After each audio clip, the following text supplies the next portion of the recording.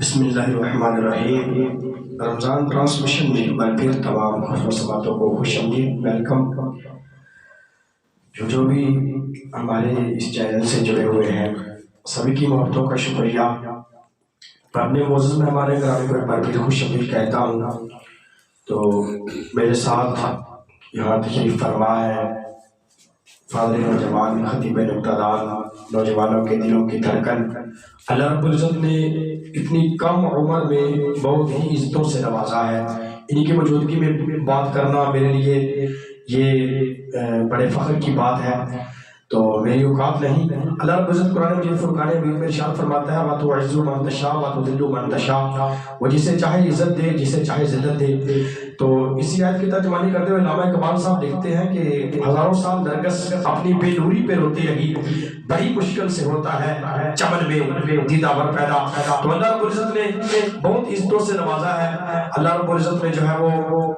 بہت کرم کیا ان کے اوپر صدقہ حضور علیہ السلام کا۔ میں اپنے بہت ہی پیارے بھائی محترم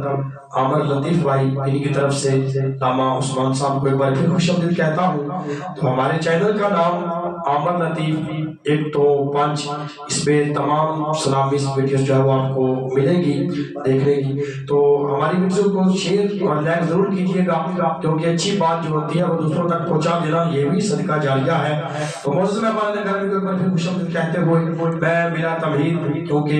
وقت جو ہے وہ کافی ہو چکا ہے، دعوت خطاب دے رہا ہوں۔ فاضل نوجوان خطیب نقطہ دار، عالم نبی، فاضل جلیل، عالم باعمل، عالم ہونا یہ کوئی جو ہے وہ اتنی بڑی بات نہیں، عالم باعمل ہونا تو علماء صاحب یہ بہت بڑی بات ہے، عالم بھی ہو اور باعمل بھی ہو۔ تو اللہ رب العزت نے ان کے اوپر یہ کرم کیا ہے کہ الحمدللہ عالم دین بھی ہے، اور خالی عالم دین نہیں، یہ باعمل عالم دین ہے۔ یہ جو بات اپنے زبان مبارک سے نکالتے ہیں پہلے وہ اپنے اوپر لاگو کرتے ہیں، تبھی جو ہے وہ اپنے جو ہے وہ آڈینس تک پہنچاتے ہیں، آڈینس تک پہنچاتے ہیں جو ان کے اوپر لاگو ہوئی ہوتی ہے۔ تو بلا کبھی دعوت خطاب حضرت مولانا قاری عثمان شبیر زاہدی صاحب ہماری اس رمضان ٹرانسمیشن کے بہت ہی پیارے معزز مہمان، آخری مہمان، اپنے نورانی وجدانی خطاب سے ہمارے قلوب اظہار کو عمر و طرف فرمائے۔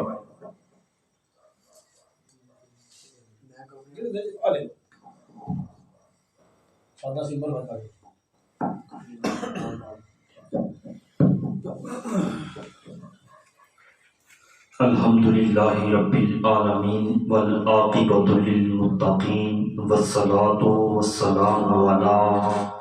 من کان نبیا وآدم بین الماء والطین، اما بعد فاعوذ باللہ من الشیطان الرجیم، بسم اللہ الرحمن الرحیم۔ وَلَقَدْ نَصَرَكُمُ اللَّهُ بِبَدْرٍ وَأَنْتُمْ أَذِلَّةٌ فَاتَّقُوا اللَّهَ لَعَلَّكُمْ تَشْكُرُونَ۔ صدق اللہ ومولانا العظیم۔ قال اللہ تبارک وتعالی فی القرآن المجید والفرقان الحمید، ان اللہ وملائکتہ یصلون علی النبی یا ایھا الذین آمنوا صلوا علیہ وسلموا تسلیما۔ صلاۃ و سلام علیک یا سیدی یا رسول اللہ وعلی آلک واصحابک یا سیدی یا حبیب اللہ۔ صلاۃ و سلام علیک یا سیدی یا نبی اللہ وعلی آلک واصحابک یا محبوب رب العالمین۔ اللہ تبارک و تعالیٰ کی حمد و ثنا کے بعد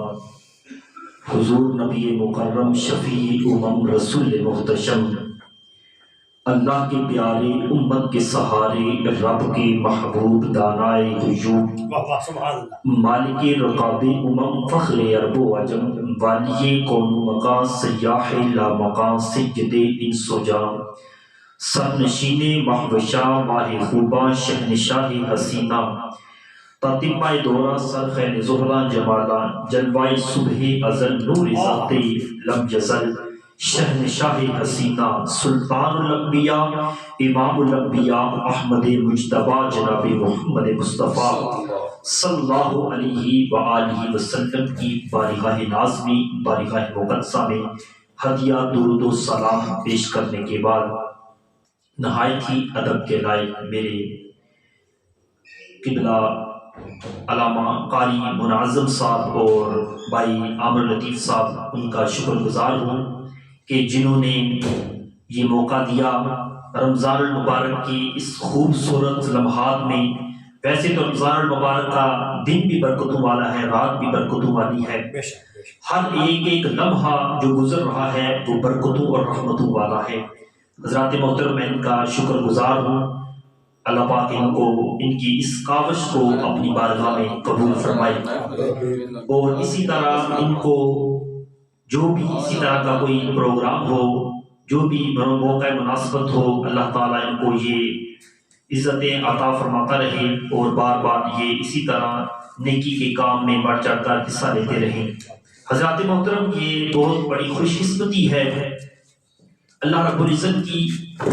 اس کائنات عرضی میں بہت سے انسان پیدا ہوتے ہیں، لیکن رب کا فضل یہ ہے کہ رب نے سب سے پہلے تو ہمیں اشرف المخلوقات پیدا کیا۔ اگر ہم اس بات پر سجدہ ساری زندگی سجدے میں پڑے رہے کہ ہم حضور کے امتی ہیں، تو اس ایک بات کو ہم نہیں بھلا سکتے اور اس کا شکر ادا نہیں کر سکتے۔ حضرات محترم، لیکن وہ لوگ کتنے خوش نصیب ہیں کہ جن کو اللہ رب العزت نے یہ اعزاز دیا ہے کہ وہ اللہ رب العزت کا نام لیتے ہیں اور اس کے حضور اپنی مدح سنا کرتے ہیں۔ حضرات محترم، میں اپنے موضوع کی طرف آتا ہوں، وقت بھی کافی ہو چکا ہے۔ اللہ تبارک و تعالیٰ نے قرآن کریم فرقان حمید کے اندر ارشاد فرمایا، وَلَقَدْ نَصَرَكُمُ اللَّهُ بِبَدْرٍ وَأَنْتُمْ أَذِلَّةٌ، فرمایا بے شک اللہ نے جنگ بدر میں، میدان بدر میں تمہاری مدد کی۔ فرمایا وَأَنْتُمْ أَذِلَّةٌ، حالانکہ تم بے سر و سامان تھے۔ فَاتَّقُوا اللَّهَ، فرمایا اللہ سے ڈرتے رہو، لَعَلَّكُمْ تَشْكُرُونَ، اور تم شکر گزار بن جاؤ گے۔ حضرات محترم، آج کی رات 17 رمضان المبارک کے ساتھ نسبت رکھتی ہے۔ کل کا دن جو اسلامی تاریخ کے اندر ہر ایک کو علم ہے کہ ماہ رمضان المبارک کا وہ مقدس دن ہے کہ 17 رمضان المبارک کو مسلمانوں کو جو پہلی فتح نصیب ہوئی اس کو غزوہ بدر کہا جاتا ہے۔ تو حضرات محترم، یہی مجھے حافظ صاحب نے موضوع دیا، جو حکم دیا، اسی کے میں نے جو موضوع ملا میں اس موضوع کو آگے لے کے چلتا ہوں۔ حضرات محترم، یہ جو غزوہ بدر تھا، غزوہ بدر پیش کیوں آیا، وجہ کیا بنی؟ اس کی وجہ یہ تھی کہ جب کریم آقا علیہ السلام آپ ہجرت فرما کر مدینہ طیبہ کی طرف آ گئے، ہجرت کے 2 سال گزر گئے، لیکن جو کفار مشرکین تھے اس کو اس بات کا ایک ان کے اندر آگ بڑھ رہی تھی کہ مسلمان دن بدن بڑھ رہے ہیں۔ حالانکہ مکے کے اندر طرح طرح کی تکالیف دی، کریم آقا علیہ السلام کو طرح طرح کی تکالیف دی، لیکن آپ نے برداشت کی، صبر کیا۔ حضرات محترم، کبھی رسے میں کانٹے بچھائے گئے، کبھی گڑھے کھودے گئے، اور کبھی طائف کی وادیوں میں، طائف کے بازاروں میں پتھر مارے گئے، لیکن پھر بھی امام الانبیاء علیہ السلام کی زبان پر کوئی ایسا جملہ نہیں آیا کہ جو ناشکری کا ہو۔ جب طائف کے بازاروں میں اوباش لڑکوں نے پتھر مارے تو اللہ نے آسمان سے فرشتے بھیجے، فرمایا میرے محبوب کو جا کے فرماؤ، میرے محبوب آپ حکم دو، ہم اسی وقت ان پہاڑوں کے اندر نیست و نابود کر دیتے ہیں، آپ ان کے لیے بد دعا تو کریں، لیکن قربان جائیں امام الانبیاء علیہ السلام کی ذات پر آپ نے فرمایا نہیں، میں بد دعا کرنے کے لیے نہیں، میں تو دعا دینے کے لیے آیا ہوں۔ فرمایا میں دعا دینے کے لیے آیا ہوں۔ ہاں مجھے پتا ہے یہ کلمہ نہیں پڑھیں گے، لیکن ان کی نسلوں میں اللہ کچھ ایسے لوگ عطا کرے گا جو کلمہ پڑھ کے میرے دامن سے وابستہ ہو جائیں گے۔ تو حضرات محترم، طرح طرح کی تکالیف دی، مکے کے اندر کبھی اوجریاں ڈالی گئی، کبھی گندگی ڈالی گئی، لیکن قربان جائے امام الانبیاء علیہ السلام پر کہ آپ کی زبان پر کوئی ایسا جملہ نہیں آیا کہ جو ناشکری کا جملہ ہو۔ حضرات محترم، لیکن جب آپ ہجرت فرما کے جب حکم ہوا کہ آپ ہجرت کر جائیں، مدینہ طیبہ کی طرف ہجرت کر گئے، اس کے باوجود بھی جو اہل مکہ تھے، مشرکین، کفار مشرکین تھے، وہ ہر روز ہر آئے دن مسلمانوں پر کوئی نہ کوئی ایسا حملہ کر دیتے، کبھی ان کو پکڑ لیتے، کبھی سامان لوٹ لیتے، کبھی کوئی نہ کوئی ان پر تکلیف ان کو دیتے رہتے۔ تو حضرات محترم، جب یہ حد سے بڑھ گئی تو کریم آقا علیہ السلام نے فرمایا کہ اب حکم آ گیا ہے، اب جنگ بدر کی طرف جانا ہے، اب قربان جائیں حضور کے صحابہ پر کہ جب کریم آقا علیہ السلام نے یہ بات کہی کہ اب ہم نے جنگ کے لیے جانا ہے، غزوہ بدر کے لیے جانا ہے، میدان بدر میں جانا ہے، تو حضرات محترم جو حضور کے صحابہ تھے، جو انصار صحابہ تھے، حضور ان کو یہ فرما رہے تھے ان کی طرف چہرہ انور کر کے، تو کریم آقا علیہ السلام بھی فرما رہے تھے۔ تو حضرت ابن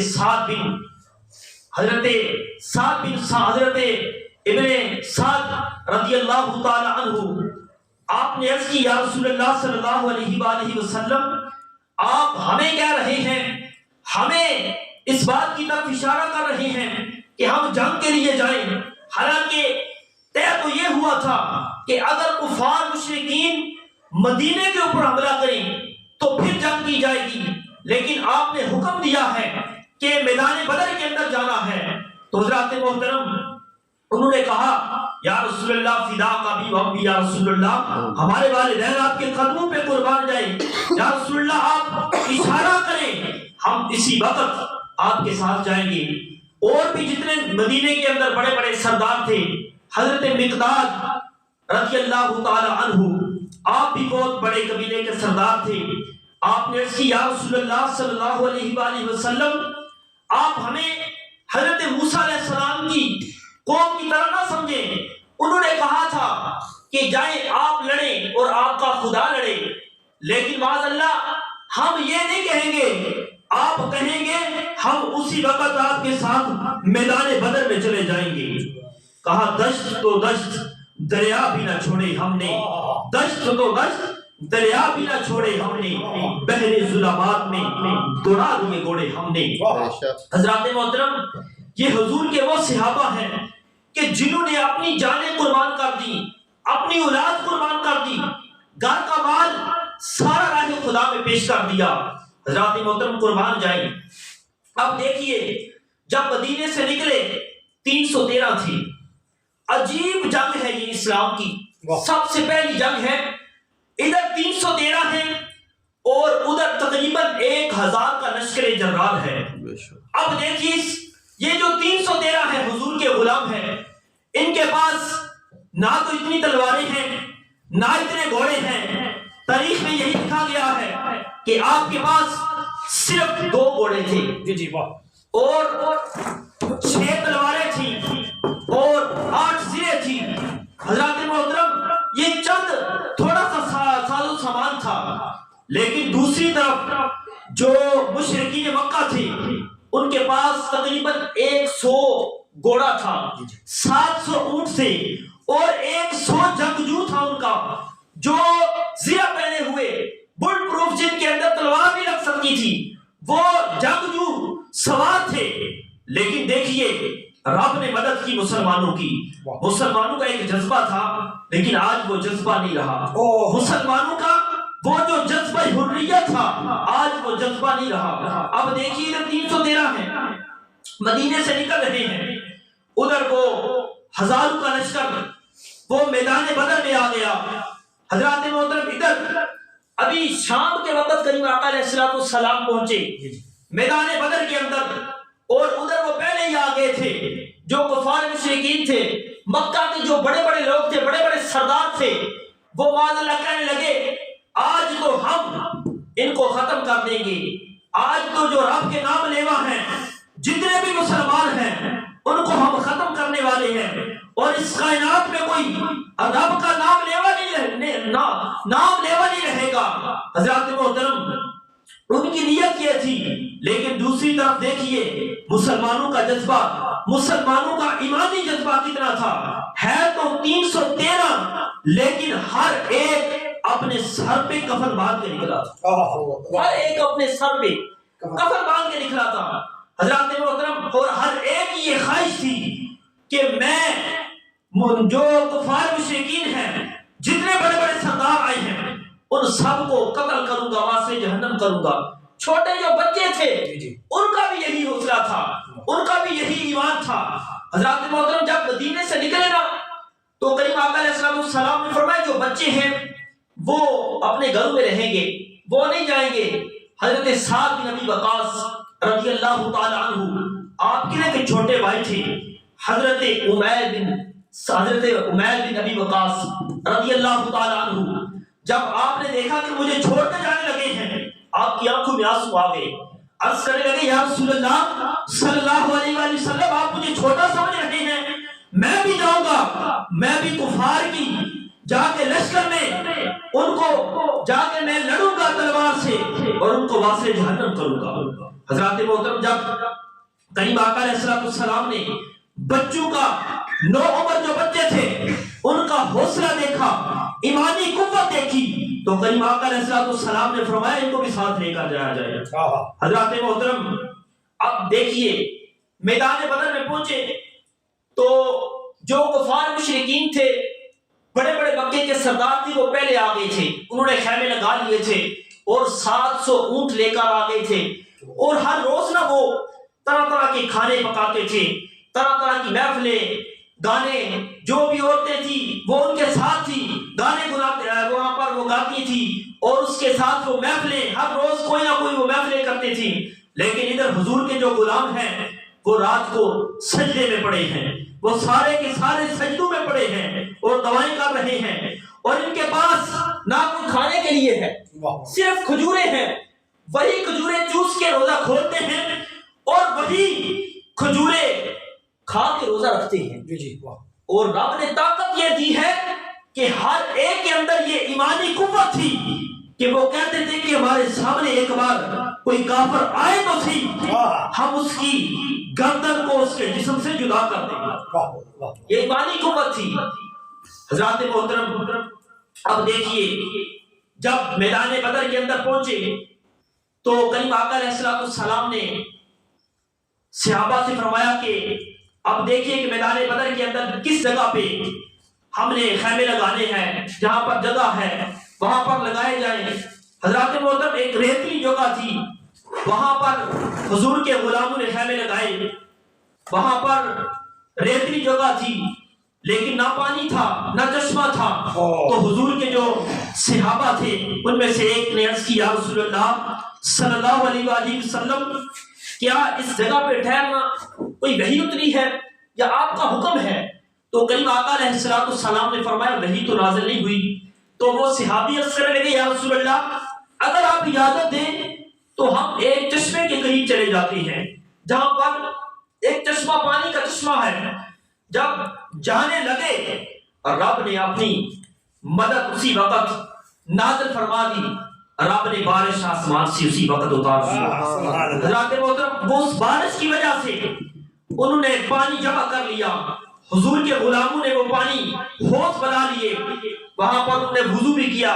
جنہوں نے غسل کرنا تھا انہوں نے غسل کر لیا، وہ پینے کے لیے اپنے لیے جانوروں کے لیے علیحدہ حوض بنا دیے۔ حضرات محترم اب دیکھیے رات کا وقت تھا، صحابہ آرام کر رہے تھے، لیکن حضور سجدے میں پڑے ہیں، حضور دعائیں کر رہے ہیں، ساری رات دعا کر کر کے رو رہے ہیں، آنکھوں میں آنسو ہے۔ حضرت ابوبکر صدیق رضی اللہ تعالیٰ عنہ آپ بھی پاس کھڑے ہیں، عرض کرتے ہیں یا رسول اللہ صلی اللہ علیہ وآلہ وسلم آپ کی دعائیں رب نے قبول کر لی ہیں، اب دیکھیے حضور اپنی دعائیں کیسے کر رہے ہیں۔ حضور عرض کر رہے ہیں باری تعالیٰ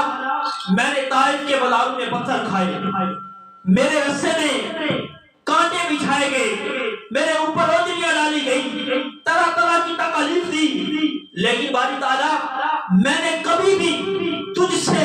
کوئی چیز نہیں مانگی، آج بھی نہیں مانگتا۔ آج بھی میں جو غلام لے کے آیا ہوں میں یہ نہیں کہتا کہ ان کو آپ بچا لیں اور جو ہمارے پاس تھوڑا سا ساز و سامان ہے یہ بچا لیں، لیکن اے باری تعالیٰ پروردگار عالم میں دعا یہ کرتا ہوں کفار مشرکین آج یہ تہیہ کر کے آئے ہیں کہ مسلمانوں کو ختم کر دیں گے۔ پروردگار عالم آج اگر مسلمان ختم ہو گئے اس کائنات میں قیامت تک کوئی بھی تیرا نام لیوا نہیں رہے گا۔ پروردگار عالم مدد آپ کی مدد ہو اگر ہو جائے شامل حال،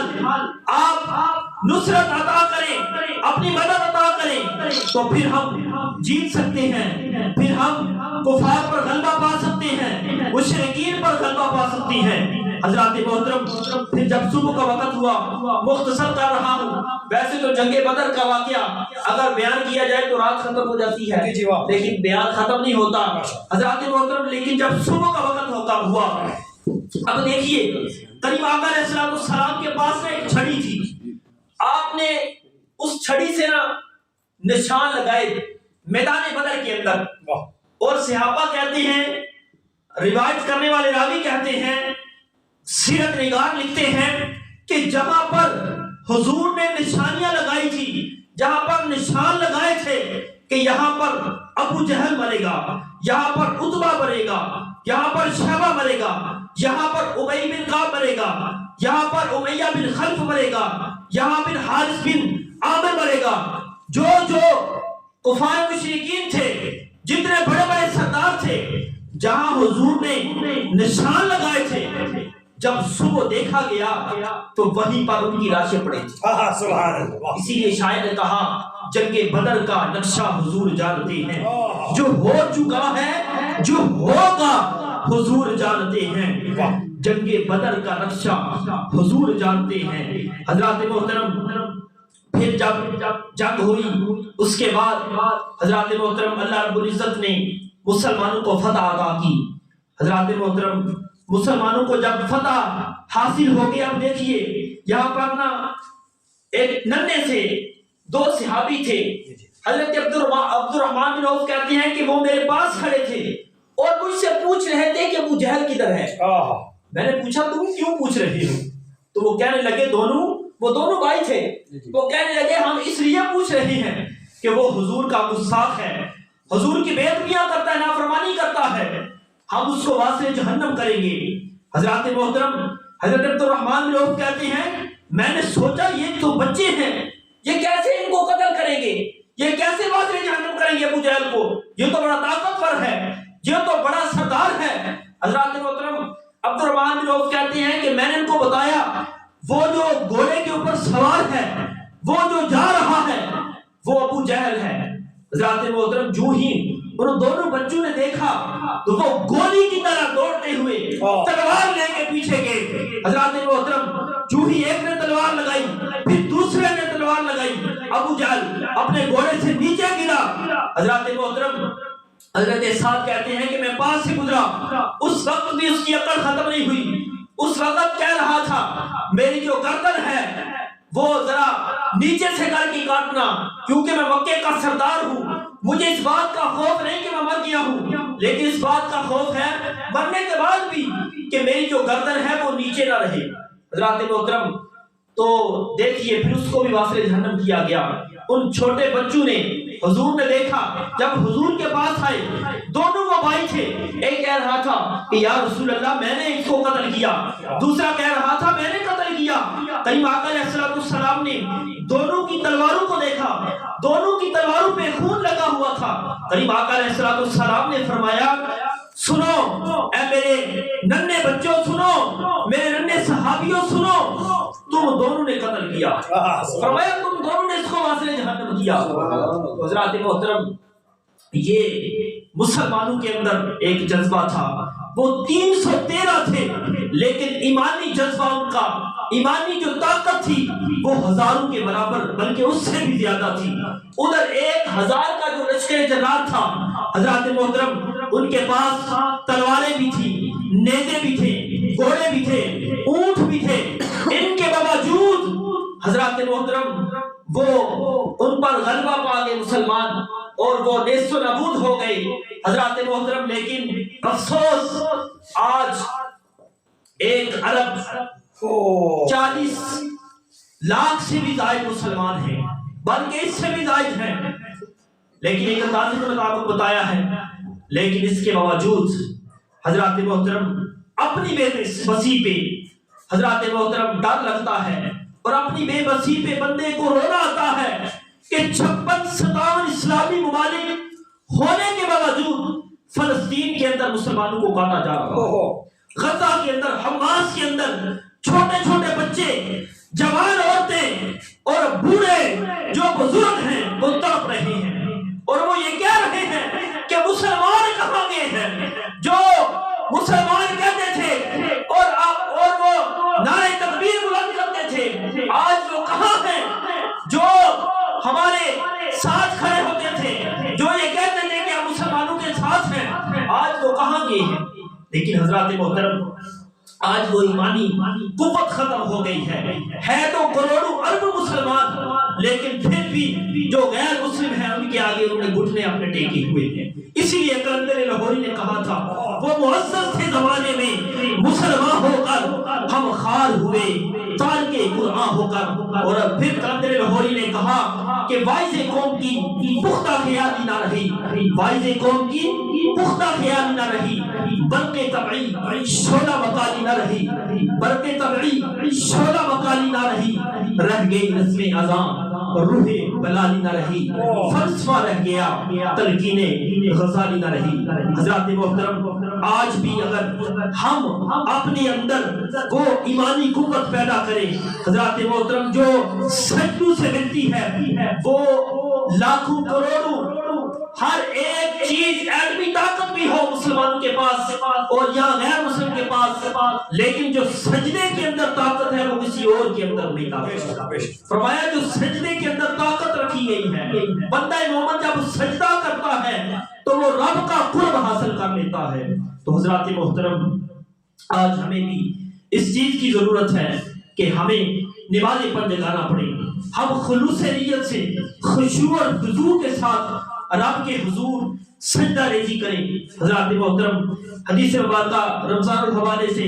بیان کر رہا ہوں، کریم آقا علیہ السلام کا فرمان عالی شان ہے، اور میں اپنی گفتگو کا اختتام کر رہا ہوں۔ کریم آقا علیہ السلام کا فرمان عالی شان ہے، حضور نے فرمایا وہ شخص بڑا خوش نصیب ہے، بڑا قسمت والا ہے۔ صحابہ نے کی یا رسول اللہ صلی اللہ علیہ وآلہ وسلم وہ کون شخص ہے؟ کریم آقا علیہ السلام نے فرمایا وہ شخص کہ جس نے اپنی زندگی میں ماہ رمضان المبارک کو پایا، اور فرمایا وہ بڑا خوش نصیب ہے کہ جس نے ماہ رمضان المبارک کو پایا اور اس نے خلوص نیت سے اور ایمان کے ساتھ اس نے ماہ رمضان المبارک کے سارے روزے رکھے اور رات کو قیام اللیل کیا، یعنی کہ نماز تراویح پڑھی۔ اللہ رب العزت اس بندے کے زندگی بھر کے گناہوں کو معاف فرما دے گا۔ تو حضرات محترم آج ہمیں اس چیز کی ضرورت ہے کہ آج ہم اپنی پیشانیوں کو سجدوں میں رکھیں اور آپ کا قرب حاصل کریں۔ اور وہ جو اقبال نے کہا تھا کہ فضائے بدر پیدا کر، فضائے بدر پیدا کر، فرشتے تیری نصرت کو اتر سکتے ہیں، قطار اندر آج بھی فرشتے اتر سکتے ہیں گردوں سے، قطار اندر آج بھی، لیکن ایمان وہ جنگ بدر والا، فضا وہ جنگ بدر والی اگر آج بھی انسان پیدا کرے تو پھر کام بن سکتا ہے۔ تو حضرات محترم میں آخر میں حافظ قاری منعظم صاحب کا شکر گزار ہوں کہ جنہوں نے بڑے خوبصورت پروگرام کا اور یہ کاوش آمن لطیف صاحب نے کی۔ حضرات محترم اللہ رب العزت ان کو ان کے علم اور عمل میں اور ان کے کاروبار میں مزید برکتیں عطا فرمائیں۔ اللہ رب العزت ان کو قدم قدم پہ نیکیوں کا ذخیرہ عطا فرمائے۔ جو کچھ میں نے ٹوٹے پھوٹے الفاظ آپ کے سامنے اور آپ کی گوش و گزار کیے اس پہ اللہ رب العزت مجھے اور آپ کو عمل کی توفیق عطا فرمائے۔ وما توفیقی الا باللہ۔